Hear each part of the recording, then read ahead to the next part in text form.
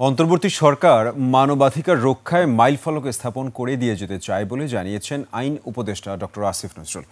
কক্সবাজারে জাতীয় মানবাধিকার কমিশনের পরামর্শক সভায় তিনি বলেন, আওয়ামী লীগ সরকারের আমলে মানবাধিকার লঙ্ঘন করা হতো, আইনেও ছিল নানা সীমাবদ্ধতা। জুলাই গণঅভ্যুত্থানে শহীদদের রক্তের বিনিময়ে অর্জিত স্বাধীনতায় মানুষের অধিকার প্রতিষ্ঠায় সর্বোচ্চ প্রচেষ্টা চালিয়ে যাবে অন্তর্বর্তী সরকার।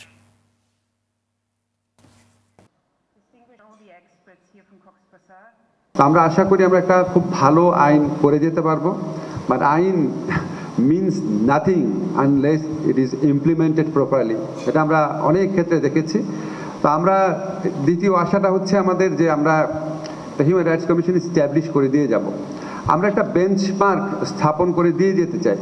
তারপরে পরে সরকার যদি না রাখে, অ্যাটলিস্ট আপনারা দায়ী করতে পারবেন যে এরকম একটা বেঞ্চমার্ক ছিল, এত ভালো একটা আইন ছিল, এটা ভালো একটা কমিশন কাজ করেছে, 2 মাস 3 মাস যাই হোক, ওই বেঞ্চমার্কটা আমরা অন্তত এস্টাবলিশ করে দিতে চাই।